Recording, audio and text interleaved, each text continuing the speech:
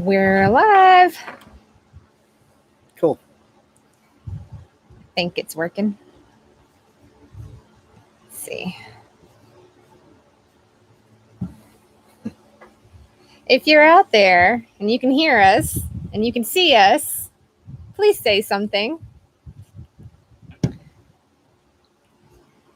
I know we're a little early. It's a few minutes before 5:30, so we're just going to wait, make sure that our audio and our video are good, and wait for people to trickle on in. It's hot. Yeah, it's 100 degrees here. 100. It's crazy. Rob! There he is. Hello, Santa. Thanks, brother. Can you hear us okay? Does everything look okay? We're not buffering or nothing?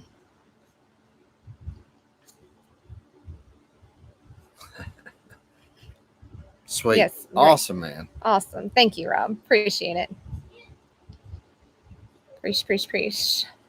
So we are... Hey, what's up, Melissa, sis? what's up, girl? We are in Spokane, Washington right now, and it is hot. It is 100 degrees.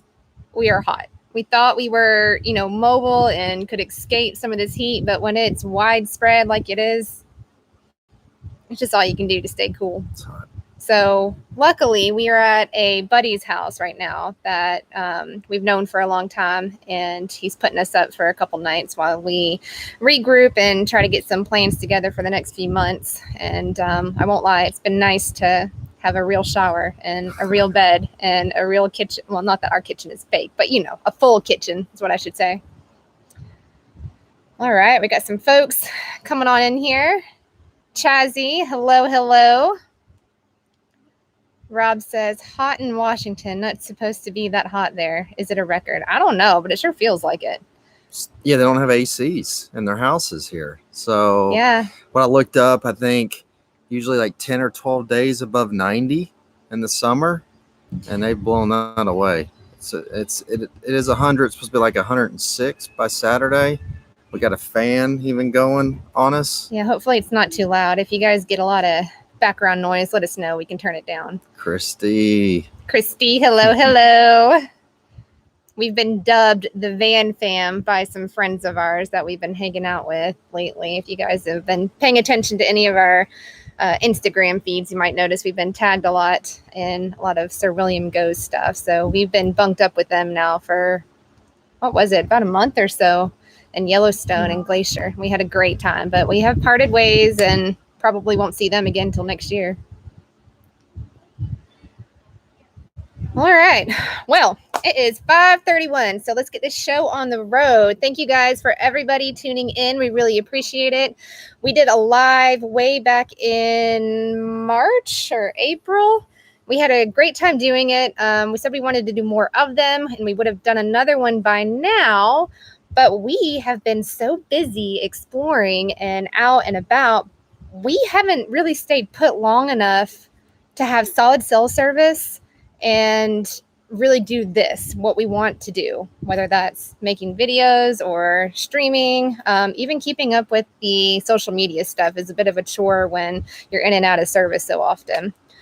So if you're just tuning in for the first time, you don't know anything about us, let me just do a quick recap. I'm Jen and Kurt. These are our two sons, Lucas and Logan. We have a 7 and a 5-year-old, and we sold everything in January. We sold our home, we quit our job, we sold our car, all our belongings, and we hit the road full time in January to go live in Big Red. That is our self-converted van back there, and that has been home now for the past almost 7 months. So we are documenting and filming our journey along the way. That originally started as something that we wanted to do for our family, and it kind of turned into something else, which is why you guys are tuned in. So really appreciate your support. Thank you so much. And I'm going to let Kurt talk a little bit about where we've been. Why have we been silent lately? We haven't been putting out a lot of content lately, but there's a reason for that. So I'm going to let him take the lead on that one. Yeah, so in the summertime, everybody's out, especially since COVID last year. Everybody's out having fun, so views have been way down. And we've been stockpiling videos. I think we have about 6 or 7 already uploaded, just ready to go live. And plus, we wanted to make it more of a weekly video release, same time, same date or day of the week. So, like every Friday or Sunday or whatever. And we'd like to hear from you on what day and time would be good. It was a Thursday, a Friday, a Sunday. Love to hear from you guys. But that's kind of what's been going on. And we've been really busy traveling. So just, like going into Yellowstone or Glacier, you don't have much service. And then you get up early and you're gone all day and you're trying to take advantage of the time you have there. So that's kind of the overrun of why we haven't posted anything. And I think a lot of people don't realize how much effort goes into filming and editing and then the uploading. And we want to make things that we're proud of. And I don't want to just put something out there just to put it out there. So when we work hard on something and then we upload it and we see that it's not doing so great, it's a little bit of a bummer. And it kind of makes you second guess and wonder, is this something that I really want to keep up with? Because it takes a lot of time and energy. So what we're trying to do moving forward is maybe optimize as much as we can anyways, the work that we put into it and get the return out of it. So we've got a stockpile, like Kurt said, and you'll start to see a little bit different content. We've got some cooking videos, some full-time informational videos. We're still going to do like our normal adventure and exploring videos. We're just going to start putting out a little bit different content that might be a little bit more searchable so that we can hopefully draw a little bit more people in and get that return out. Like I said, this started as something that we did for ourselves, for our family. It's really cool to go back and see, just even now with, the kids being as old as they are and seeing 3 or 4 years ago, how much they've grown and the fun times that we've had. So it's definitely something that we're going to keep up. We would just like to see hopefully a little bit more interaction, a little bit more viewer support, really. And it's not just us, but YouTube as a whole this summer has been pretty down. Of course, you big channels are doing fine, but some of our smaller guys like us, it's tough sometimes. So that's what we've been up to lately. We've been everywhere, it seems like, on the West Coast. We became South Dakota residents for reasons you'll find out in a video later on. But to put it plainly, that is one of the most nomadic-friendly states to become a resident and domicile in, so that you actually have a physical address. Because for obvious reasons, we sold our house. We don't have an address anymore, and to get mail and for taxes and just to be legit anymore, you need a physical address. So we became South Dakota residents. From there, we booked it on down to Wyoming and spent some time in Bighorn, which was amazing. You guys are going to love that video coming out. It's a little bit long. It's more like a movie, really. But it was amazing. Very inspirational, scenic as all get out. 0 cell service. There's just very little distractions. I like to call it one of Wyoming's best kept secrets because it was just absolutely mind blowing. From there, where did we go? We went to Yellowstone. No, Devil's Tower. Oh, well, yes. Or that was before. We went to Devil's Tower. That'll be part of the video, I think. Yeah. We went up through Mission Valley and Montana. I guess from Devil's Tower to Bighorn. And then from Bighorn, we went down to the hot springs. Oh, Thermopolis. Yeah. If you guys have ever been in Wyoming, there's a little town called Thermopolis, and they've got, I think, the world's largest hot spring source there. It's really cool. Yeah. And they have a free one that you can get into. It's managed and run by the city. It's time limit, but all you need is 20 or 30 minutes and you're done. You're hot and ready to get out anyways. So Thermopolis, Wyoming, very cool place. So from there, we booked it on over to Yellowstone, spent about a month there. Again, can't wait to get that footage out. That's going to be just mind-blowing. From there, we went up to Glacier. And from Glacier, we are here in Spokane.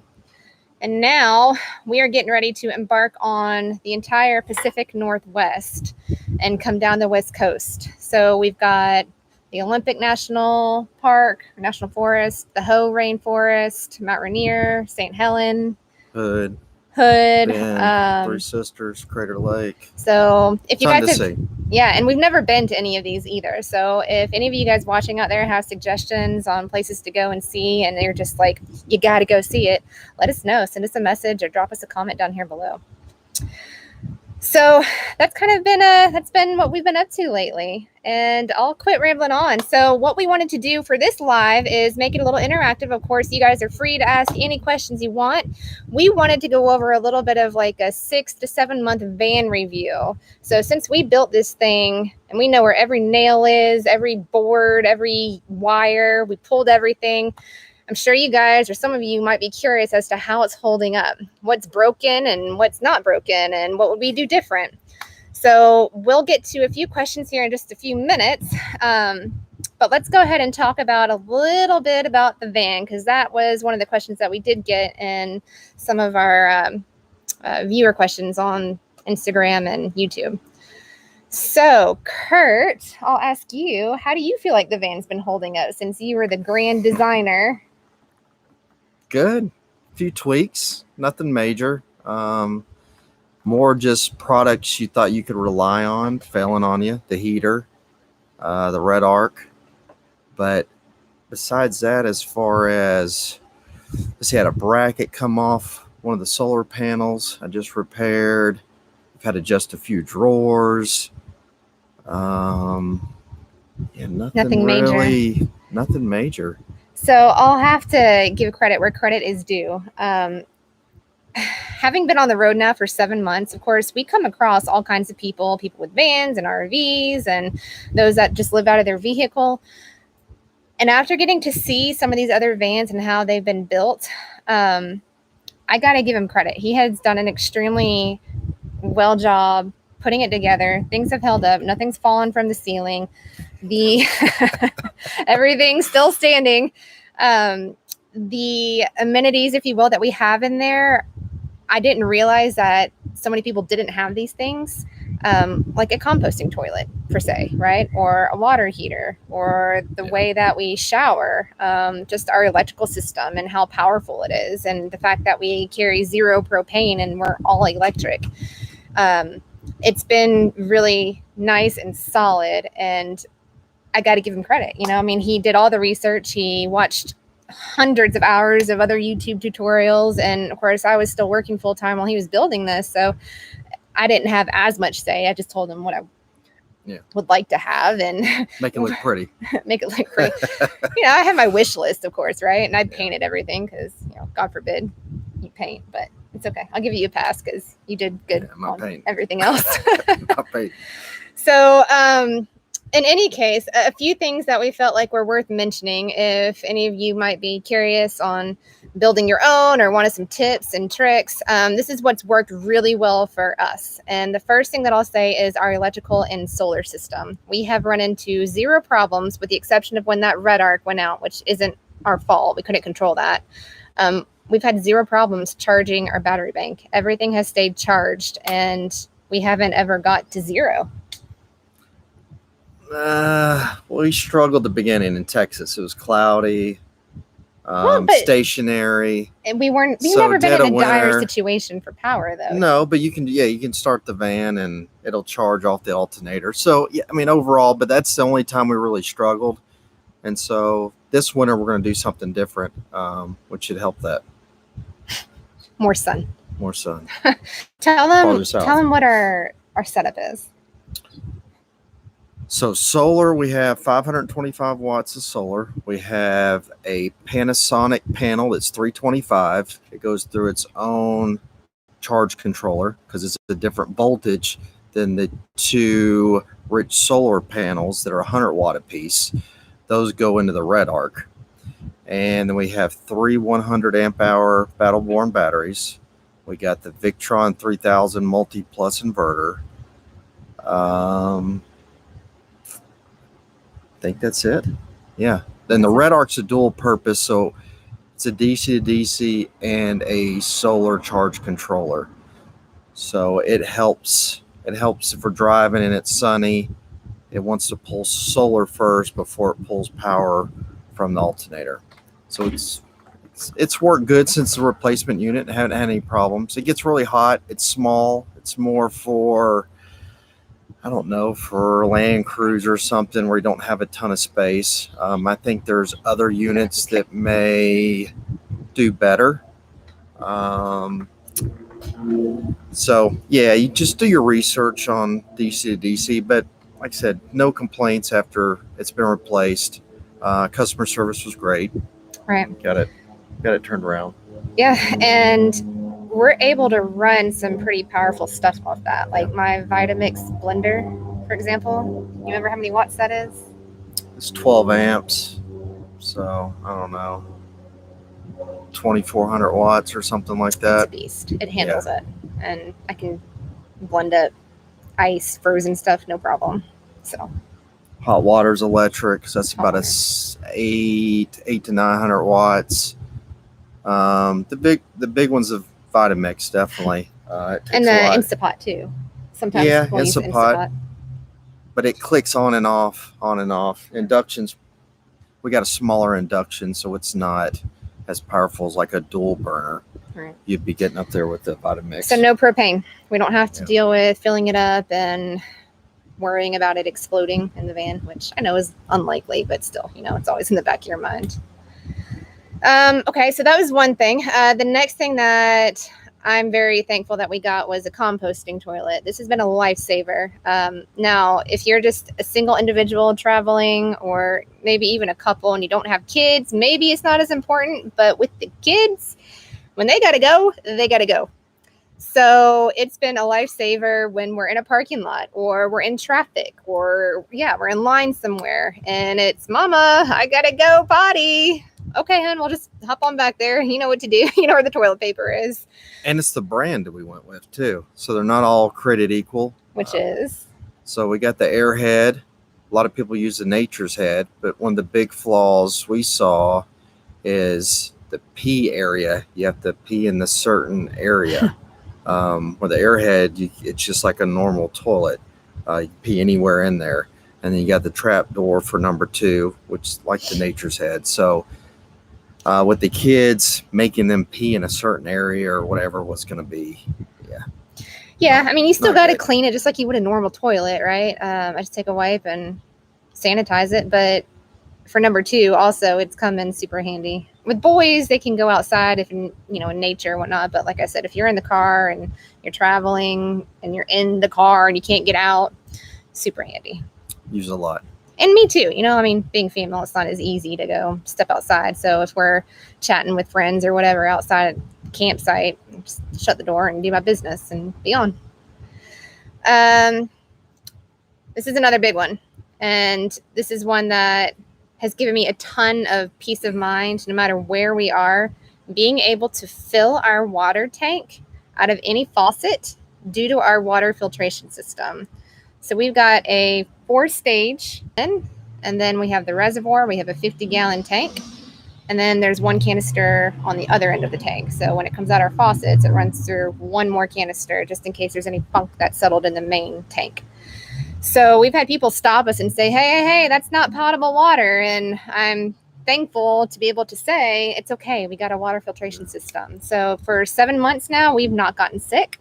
And with the kids, it gives me peace of mind that they're still getting clean water. So that is something that I would totally recommend. Anybody who's thinking about doing this is your water source. They make portable ones. You can actually fill up one of those portable tanks, right? Mm-hmm. So if you have like an external reservoir, you can actually filter it through a canister before it gets to your reservoir if you wanted to. But check them out. Clear Source. Shout out to you guys. Thank you for making good quality products. Anything else you'd like to say on that? No. Okay. This still has to do with water too. And this was something I initially was kind of dead set on. I really wanted a shower in the van, but we didn't get a shower in the van. And now I'm really glad that we didn't, because it is a lot of space taken up for one purpose. And most everything in a small space probably needs to be dual purpose, just so that you can function and you don't have stuff everywhere. So I'm thankful now that we don't have that wasted space, and now we're optimizing everything we can with our family of 4 inside there. So our shower system is something I feel like has worked out really well for us. So I'll let you talk a little bit about what we got going on. Yeah, so we use a like portable shower tent or privacy tent. As you see behind me, maybe we usually use it if it's cold. We'll use it on the side door. So we'll take the faucet, run it out. We have the heater there too, so we can actually put heat into it. Taking a shower down in the 30s and it with no problem. And then we got a mixing valve in the back too. So we got a hose for the back. We plug in. Back door. So open the doors for summertime. It's great just to use it. And sometimes we don't even need the actual shower tent. Just depends on where we're camping. But it's worked out really well. Yeah. It's liberating taking a shower outside. Right? And having hot water. Yeah. And having hot water. Yeah. We have to flip it on, of course. Otherwise, it will drain your battery. But it only needs 30 minutes, 40 minutes to warm up. And then it's off and it'll take care of all of us. Again, this might be specific to families, but this is what, number 4, 5 item? The fold away seat that we have in here. I know we've highlighted that in a couple of videos in the past, but for extra seating while we're driving, where the kids sit, the bench is from Friedman Seating Co. They're from Illinois, I think Chicago, if I'm not mistaken. And they make a bench that basically folds down and then up against the wall. So it opens up your space. It's like a whole nother space in there. So having that is amazing because it serves the purpose when we need it when we're driving, and then we just put it up when we get to camp, and boom, we have all the space that we need in the van. So if you have kids and you don't have extra seating already built in, consider that a fold-away seating, Friedman Seating and Company. I think it ran around $1,000, and we did the install ourselves. It is bolted to the frame, the body of the van. Nowhere. It's not going anywhere, so it's safe, and their car seats fit in it just fine. Okay, and so I think I just have a couple more here. Things that I love about our van is how much storage we have. We have storage for days, almost too much storage, really, because one of the things that we can't control with the van is the weight capacity and how much stuff we can put in here. So we're almost at capacity or just above it now still. I need to weigh it again, but we're going to lighten it up. We've made a couple purges and gotten rid of stuff along the way, but we're still pretty heavy and kind of pushing the max. But my pantry is huge and I love it. I have enough food in there to feed our family. Between that and we have a 75-liter Dometic fridge, dual zone. So I keep one side freezer, one side fridge. I can feed our family probably, if I'm really stretching it, for 14 or 15 days without having to run to the store. So my pantry, I love it. I wouldn't trade it. Awesome use of space. It's right in the middle of the van too, so it's not heavy on the back end or too heavy on the front end or whatnot. So thank you, Daddy. Appreciate it.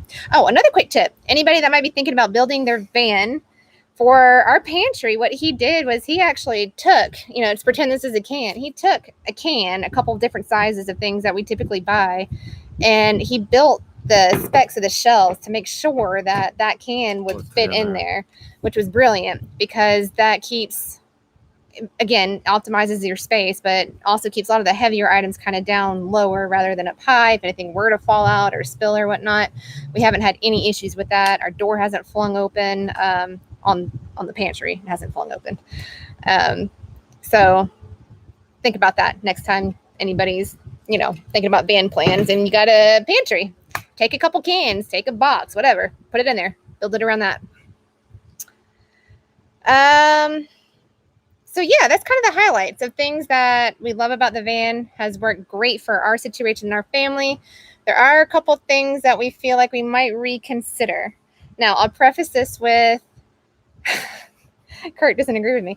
It's things out of his hands, but seriously, like I said, I'll preface this with saying that you did a great job. And I'm not saying this because he's my husband and I'm married to him. He really did a great job in the actual layout and the build and the quality of it. But there are a few things that we might consider differently next go round if there ever was one. And one of those is our heater, our S-bar heater. It's been a double-edged sword. When it works, it's great. When it doesn't work, it's a pain in the you know what. Why doesn't it work, honey? Elevation. I don't like. What elevation doesn't it work at? Anything under 8,000, I don't know, 7,500 and below, you're good. Start getting 8,000 and above, doesn't want to work. Which is weird because sometimes it will and sometimes it won't. Now, you adjusted, was it the fuel pump or the pickup tube? One of the two?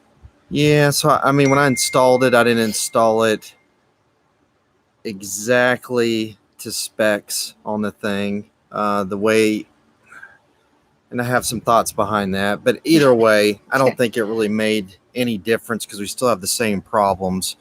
The most frustrating thing is that it'll brick you out, and you have to go to a Thermo King or a dealer, an authorized dealer for them, dealer which that is works on which their is products. Thermo King, and then they have to reset it.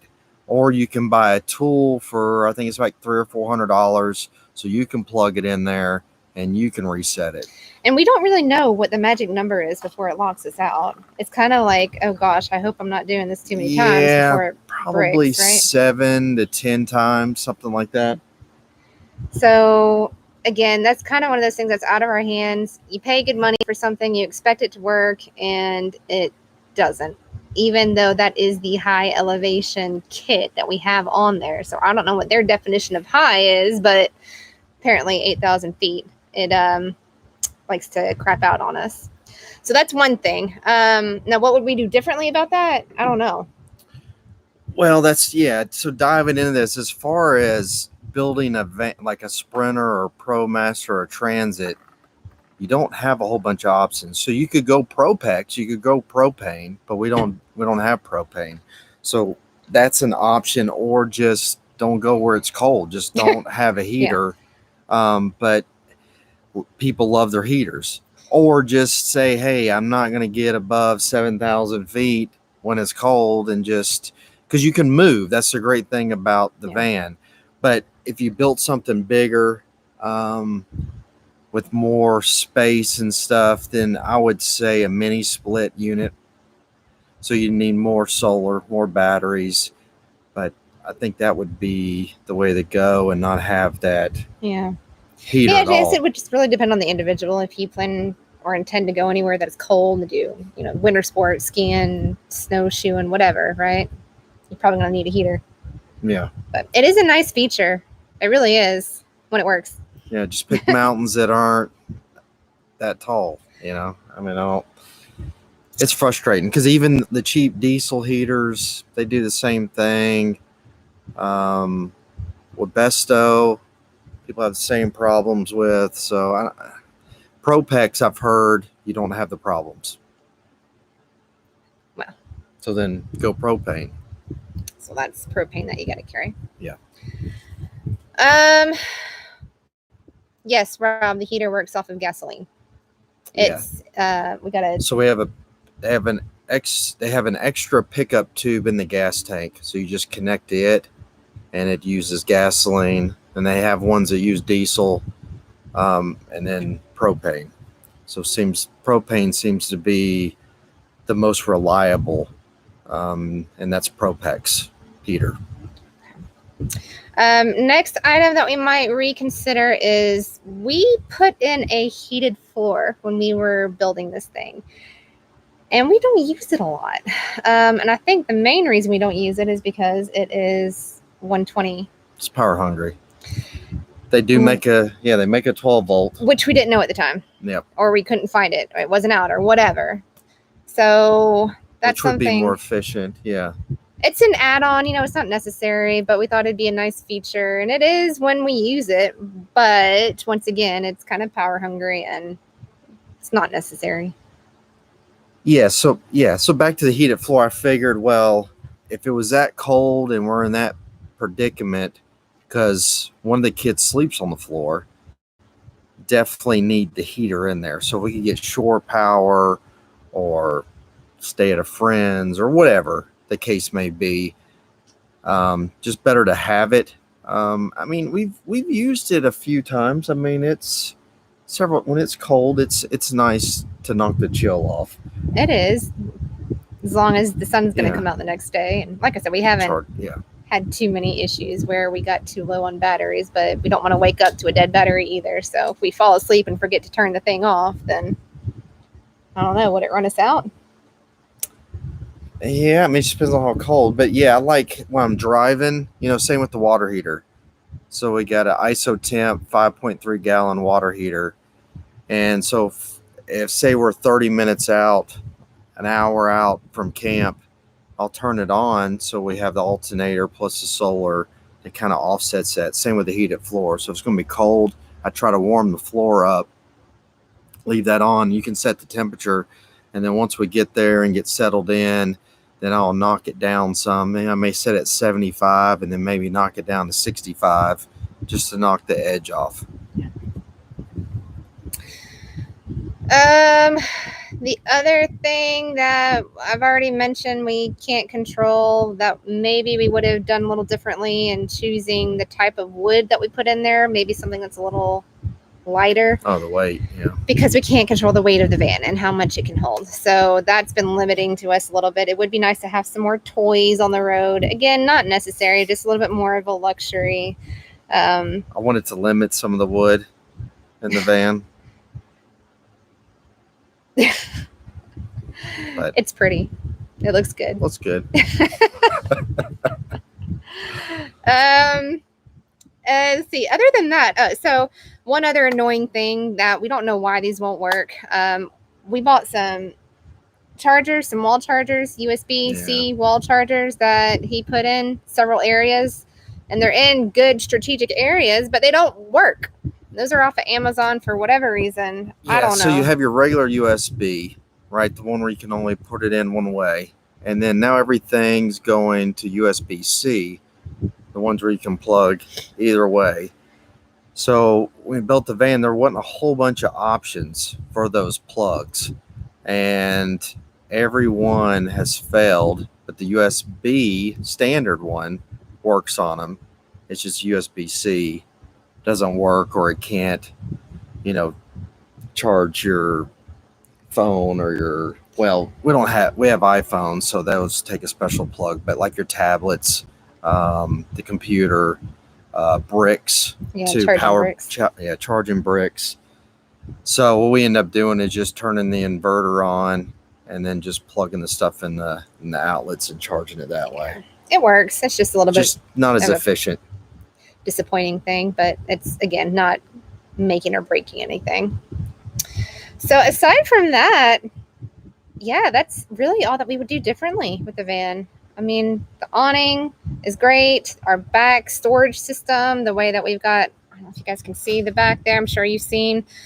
We've got our dirty clothes right there, which works really well for all of your smelly, stinky, dirty clothes. Because, when you're on the road and you only shower once a week, you want it out of the van, especially with 2 young kids and 1 grown kid. So we put our storage out there for dirty clothes, and then underneath that's where all of our like dirty, muddy stuff goes. We've got our wood stove in there. We've got shovels in there. We've got a table in there. Just stuff that hose, your water shoes. Yeah. Anything dirty, smelly, smoky. We try to keep it out of the van because I do like to keep things clean, and it's a challenge when your living room is dirt or grass and rocks and things get trucked in all the time. So I sweep like crazy, but that's just my anal OCD self. So in any case, it's nice to keep the dirty stuff outside. So that's worked great, right? And like we've already said, the solar, our water system, what else? Just the general layout. I love having a fixed bed in there. That was another option that we were kind of going back and forth on is, do we raise the bed? Do we do some kind of Murphy bed system? It's great to have a fixed bed in there in case one of us just wants to go lay down or you're just not feeling well or just a place to relax. You don't have to make the bed every night. You know, it's there ready to go. So I'm very satisfied with that. So I think that's kind of like our wrap up when it comes to just our van review, 6-7 month van review. We will do a van tour. I know I've been asked that several times, and I know I sound like I say the same thing every time. The truth of the matter is we are waiting for the right time to release the video. We do still need to film some of it, but we will get to that. Look for it this fall. I'm excited to do it. I know everyone wants to see it, so just stay tuned, bear with us. We will do one. So questions, right? We want to get over to. Yeah, so we have a couple questions. So for those of y'all that are watching still, thank you for hanging with us. If you guys want to know anything, questions, yeah, let us know. Let us know. Jamie, shoot it to us. Yeah, where are the kids are running around here somewhere? I think one of them might be on the pot and needs a butt wipe. Really? He did this to us last time. All right, I'll be back. All right, yeah, go through the questions and I'll be back. Kids. He did this to us last time. If anybody was watching that, let me know. What are the chances? I wonder if he did that on purpose, little stinker. Anyways, hopefully Kurt doesn't leave me some dirty underwear in the sink this time. Not his underwear, the kids' underwear. Okay, so we had a couple of questions. Let's see. Where are they? Okay, so somebody asked us, maybe I should ask this while Kurt's still here. Do you still like each other after traveling like this for so long now? Oh, shoot, he's back. Of course, we still love each other. If anything, I'd say we have probably strengthened our relationship over the past 6 months more than we have in the past 16 years. This has been the best thing that we've done for our family, and it puts things in perspective. So yes, we still like each other. Yes, we fight. Yes, we get on each other's nerves. That's normal, right? You learn to get over things real quick. You kind of have to, because you want to make it to camp and you want to eat dinner and the kids need you. So I think my patience is probably, I would say out of the two of us, I'm definitely more patient, but probably even more so now. And I think we've learned stuff about each other that's more apparent and more pressing now that we meet those needs of one another. You know, like it's not, well, I'm just going to go to work and kind of brush this under the rug type deal. Like you learn to talk about things head on, right? And that's real. It's just real life, and marriage is work for everybody. I hope you put work into it. You know, it's a relationship. So to answer your question, yes, we still like each other. Yeah. How about you? Yeah. Same thing. Spot on. Okay. We all have problems and we deal with them. And I say, yeah, relationship's better than it's ever been. Being able to spend time with one another and work through things that you may not have worked through before, but now you have the time to do that. But yeah, everything's good. Rob wants to know, Overland Generation, favorite place that we've visited so far. Okay, so that's a couple people wanted to know that. I'll let you take the lead on that. Yeah, that one's tough. So we talked about this actually earlier today. You can have the most epic, beautiful place, but the people can make it really crappy. So with that in mind, I like the North Rim of the Grand Canyon, and I like Bighorn. Because there's nobody there. There's less people. Don't get me wrong, Glacier is beautiful, but when you have people passing you, going the speed limit and ripping, it just gets it's just not as enjoyable when you have people acting inconsiderate and just making the experience not what it should. So as far as that, it's kind of my take on it. I'll agree with Bighorn. That's definitely been one of the best kept secrets that I never knew existed. Place is amazing. Just trails for days, views for days, epic campsites, wildlife, just really cool. Awesome hiking trails, waterfalls. I mean, you name it, and off-roading trails too. So there's a lot to do in there. That, and then aside from the traffic and the people, Glacier has blown my mind. Now, albeit we've been a little disappointed due to the smoke and the wildfires that are up here that has obstructed our views of the park a little bit. So I can only imagine, having a week there with clear skies, what the place would look like. We had 1, maybe 2 days of good weather to where we could see like a normal day. And it was like I was seeing things for the first time. The views are amazing. The hiking is absolutely out of this world. Yeah. Hiker's paradise. But it's packed. But you have to deal with the crowds. Yeah, like Uncle Rob said, it's just a zoo. It's just and they're even limiting people, so we had to get a ticket to go. Going to the Sun Road, yeah. And you get 7 days, and it's still busy. I see though why they have to limit how many people they let in there, because the parking situation is just awful. It's so limited. But just frustrating. You want to do a hike or they close, like Mini Glacier. They actually close the entrance because there was too many people in, and that's where you don't need a ticket to go into. Go figure, right? But that was the one day that you could see, and the smoke had cleared for the day. So that is one thing that we found at a lot of national parks. Excuse me. $2 for the ticket. Oh, $2, yeah. A lot of national parks are just inundated with people. It's like they cannot handle the load, and I think it might have something to do with combination of factors. Of course, COVID kind of canceled everything last year. Nobody was able to go anywhere, so people are itching to get out. And then too, I just think there's more knowledge, right? People are aware of these things now, and some people think social media is to blame for that.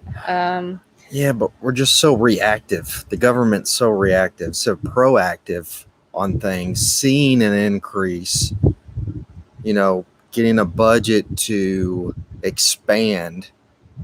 They're always shutting things down. Yeah. I know Will talked about this on his live, but that's not the way to manage the national parks or BLM land. The more you shut stuff down, the worse problems you're going to have. More conflict. People are close together. Imagine, just take a trail, right? And you're like 285, you got so many people going up and down. You're going to wear that trail out. But if you spread people out and have more trails and more opportunities to camp, it's just going to be a better experience for everyone. And it's going to be less wear and tear on the forest because things can heal. It's just not run proper yet. So, I'm not sure where we were in questions there, but it's been frustrating. You have to wait in line a lot to go in any of these national parks. That's wait in line to get in, unless you get up super early before the gates open, which, you have to get up at 5 a.m. just to get in there. You got to wait to get into the visitor center. I can't even get the kids' Junior Ranger books because I don't want to wait in a line that wait 30 minutes. You have to wait in line to go to the bathroom. You have to wait in line to do some of the hikes that you want to do. It's old. It's outdated. So, yeah, but this is back to our favorite places. So we're just kind of ranting on, but. Something to consider. Go in the off season. That would be my recommendation. And we try to do that to some degree. But you can't do every park in the off season. Like Yellowstone or Glacier. You can't see those things from the giant whole perspective. In the winter, you can see a very limited part because they close everything. So, all right, next question. We'll quit rambling on. We kind of answered this. What's been the most frustrating part of van life so far? I would say part of that is the amount of people and waiting in line everywhere. But there's a couple other things. It's been disappointing and frustrating just in humanity to see the mess that people leave behind. We've all heard leave no trace, and we've all heard tread lightly. But some people just don't get it. They will leave their entire kitchen sink out in the middle of the woods. Everything. We've seen grills, we've seen coolers, we've seen chairs, we've seen tents, we've seen diapers, I mean, cans, glass galore, you name it. It is so disheartening. Vehicles. They just leave their vehicles there because they can't get, and then they have to come out. Yeah. Then the park service ranger or whatever is got to come out there, or the sheriff, say, man, you got to get this thing out of here. You can't just leave it here. Yeah, it's a little disheartening, but we try to take some of those moments as teachable moments for our kids to say this is what you should do and this is how you should treat the land and this is what proper responsible recreation looks like and what it doesn't look like. So, you know, we've been to several campsites now where they'll go outside and they'll just start picking up all the trash and shells, casings on the ground. And I mean, before I know it, they've got a whole bag full. So in some ways I'm proud of them. But on the other hand, I'm like, dang, people, come on, man, just clean up your trash. It's not that hard. That's been really frustrating everywhere we go. Tetons, liked them. Oh, Rob asked how were the Tetons. We didn't get to spend a whole lot of time there. We spent most of it more in the Yellowstone. We couldn't find camping down there. We were down there around the July 4th holiday. With service and we had a hard time finding a good campsite down there. We went for maybe a day or two. We went to Jenny Lake because that was on my list of things to cross off, and we'll have to go back. I want to spend more time there, but the Tetons are, again, just one of those sites that you're like, is this real life? Am I looking at a painting or are these real in front of me? Definitely want to spend more time there. We just didn't get time. We had to get out. So what's next? Oh, the most frustrating things. Okay, so here's one that maybe you guys can relate to or can't relate to if you've been to anywhere new. We go to the grocery store about every week and a half to 2 weeks. It is frustrating as all get out going to a new grocery store in a new city every week and a half to 2.5 weeks because you can't find what you need and you don't know where stuff is. Like, it's almost like you move to a new neighborhood and you're having to navigate these new aisles and these new paths and streets every time that you go. So even if you stick to like a chain like Walmart, for example, every Walmart is different. So we're in one vehicle.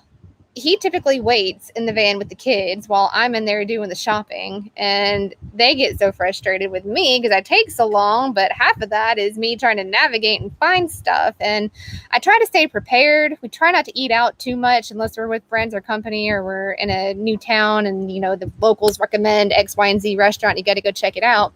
So I'll write down kind of a menu for the week, and then I'll write down my grocery list based on what I need to make those menu items. So if I don't get it, then I kind of have to, or I can't find it, I have to rearrange things right then so that I can cook and I have what I need. So that's kind of tricky. And I mean, it is what it is. I don't know if there's a better solution, but just be patient. If you're by yourself, then you know, everybody waiting on you. It's not a big deal.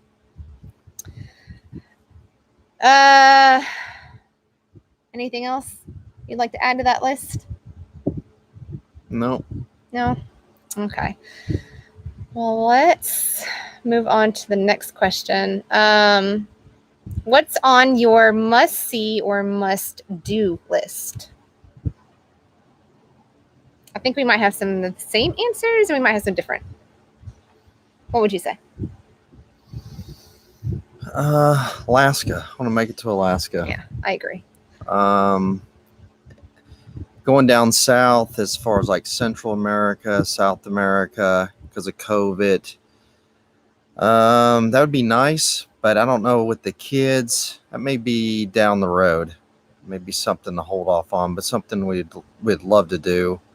Yeah. Need to learn Spanish first. Australia as another one.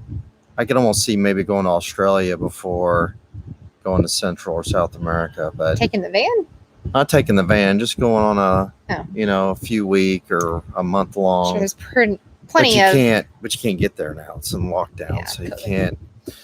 So yeah, I would say definitely Alaska for me. Of course, the U.S., right? I mean, the stuff we've been. There's a lot to see in our own country, and I think it's kind of a blessing in disguise for us that the border was closed because our original plans for this summer were to make it up to Alaska, but it's been great traveling in the lower 48 here, just seeing what we've seen so far. I mean, I was trying to think of all the cool places that we've been and what's really been my favorite. And it's hard to pick just a couple that really stand out, right? But they've all been special in their own right. So there's a lot to see just here that we haven't got to. One of which is the Olympic Peninsula. So we are headed there tomorrow. We're headed that way. We're pulling out of the house. No more long showers tomorrow. And I'm stoked. I'm ready though. I'm ready to get back in the van. I feel like it's feeling too much like home. We got to go. Yeah, that's what Kurt's saying. Feels too much like home. We got to go. Yeah, I feel like I'm home. It's been a nice, refreshing moment and kind of good to regroup for a little bit, but I'm ready to get back in the van. So, I think that's almost all the questions. Oh, well, here's one we didn't get to. Any regrets, second thoughts, or should have done this instead of that? I feel like we kind of touched on that in terms of how we built the van already. Regrets? I don't know if I have any regrets. No. I don't. We planned it out too. Yeah, everything's as run as smooth as it. The one thing I do wish we could make happen more is somehow getting our grandparents, not mine, but the kids' grandparents, to be with them more.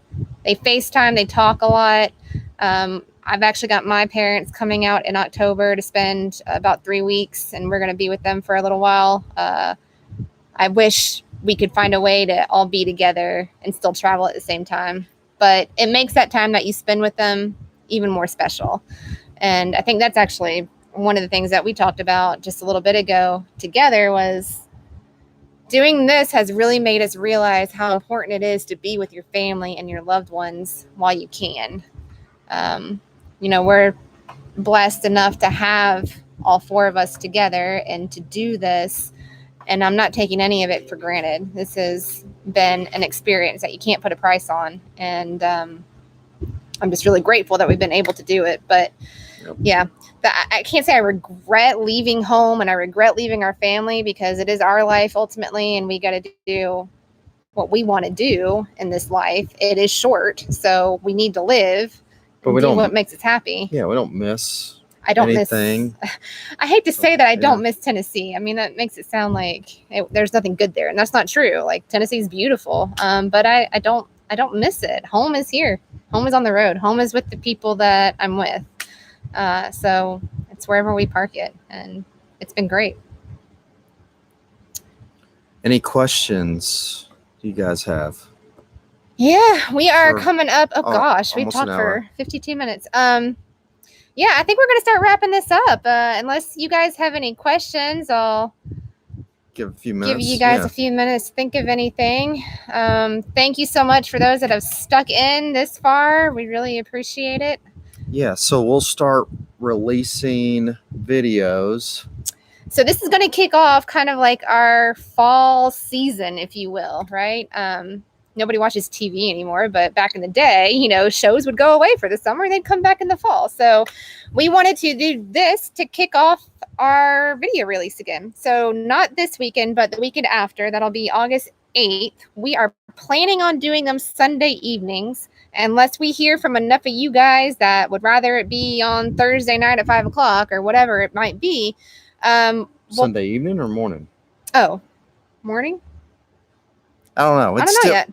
Yeah, because we've done some in the morning, which has been good, or I may do Saturday or Friday. Y'all tell us what works the best for you guys. I know everybody's on different West Coast, East Coast, mountain time zones or whatnot, but if we get kind of a general consensus of morning, afternoon, whatever, we'll try to respect that wish and make it convenient for you. Yeah, next weekend. Not this coming weekend, but the following weekend.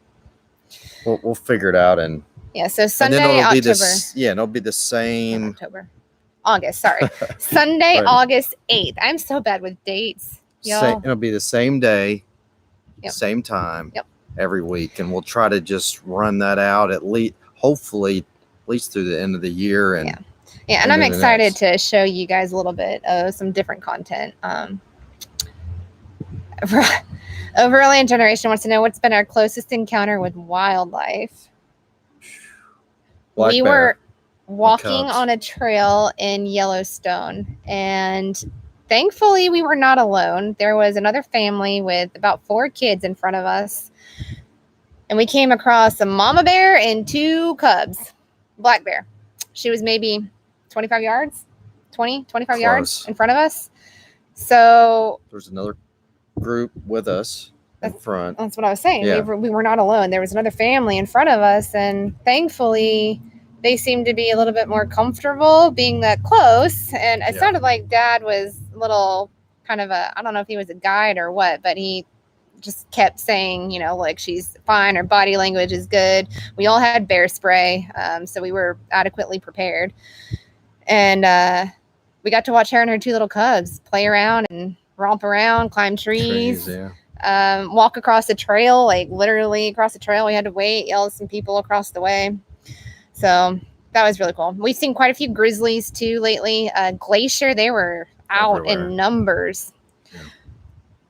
Mountain goats were just feet, like 10 feet in front of us up in Glacier too. Yeah. But I think that's pretty common up there. They don't see humans as a threat. You know, that's just like another living organism every day that they see. And as long as nobody's acting a fool and trying to harm them, they're not really intimidated by humans. But that's been pretty cool. Yeah, I've seen a lot of wildlife.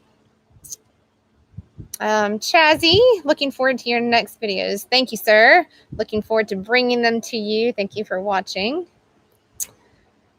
Yeah. Jealous. Well, come on, Rob. Come meet us out here. We've been missing you. We know the boys have been missing you. Hope everything goes well with Granddaddy, by the way. Praying for his well-being and hope you guys are hanging in there. If you guys don't know, Overland Generation, Rob, Granddaddy, check his channel out. He's 94 years old. 94? 93? 94. He's old. But Rob's been taking him around the country in his 90s and checking things off their bucket list. So it's been pretty cool to hear his stories and watch his videos. But Granddaddy's not doing so well lately, so he's going through some stuff, and we just hope that he comes out of it. Or 94. He's 94. Okay. Thank you, Rob. So I think that's going to do it. Yeah. It's been about almost an hour. Yeah. Thanks again, everybody, for watching. Any feedback on the video times, like I said, just drop us a line, comment, message, whatever it might be. We will catch you guys, not this Sunday, Sunday after. Okay. That's August 8th, I believe. All right. And until then, keep up with us on Instagram. That's where we're primarily active. You'll get a lot more of like the real-time stories, what we're doing in the middle of it and all, where we're at. I wouldn't say we're too active on Facebook. It's kind of gone by the wayside. Things just get copied over for Instagram anyways. But if you want to keep up with us real time, that's probably the best place to do it. YouTube, again, just kind of seems to kill our channel for some reason anytime we post something in terms of other than a video. Yeah, the shorts. Yeah, we tried a couple shorts, got rid of them. They didn't do anything for us. So in any case, thank you for watching. If you haven't already, like, subscribe, share, really helps us out. We will see you guys down the road. All right.